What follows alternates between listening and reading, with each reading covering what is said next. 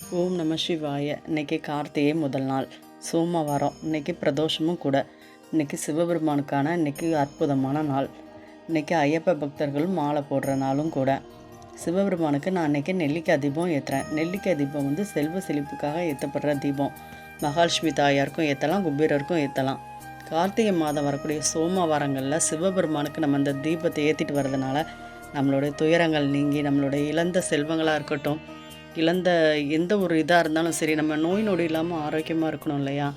நம்ம செல்வம் வேண்டி மட்டும் இல்லாமல் நோய் நொடி இல்லாமல் ஆரோக்கியமாக வாழ்கிறதுக்கும் நம்ம தெய்வத்திட்ட சிவபெருமான்கிட்ட நம்ம சோமவாரங்களில் இப்படி நெல்லிக்காய் தீபம் ஏற்றி வழிபாடு செய்யலாம். இதில் முதல்ல நெல்லிக்காய் மேல் பக்கமாக நம்ம குழி வர்ற மாதிரி நம்ம அதை கட் பண்ணி எடுத்துகிட்டு அதில் திரி போட்டு நெய் விட்டு நம்ம இந்த தீபத்தை ஏற்றலாம். திரியை கொஞ்ச நேரம் நெய்யில் ஊற வச்சு நம்ம போட்டோன்னா தீபம் கூட கொஞ்ச நேரம் நம்மளுக்கு எரியும். சிவனுக்காக நீங்கள் சோமவார விரதம் இருக்க போகிறீங்க அப்படின்னா நீங்கள் கார்த்திகை மாதத்தில் வரக்கூடிய இந்த சோமவாரத்தில் இருந்து தொடங்கலாம்.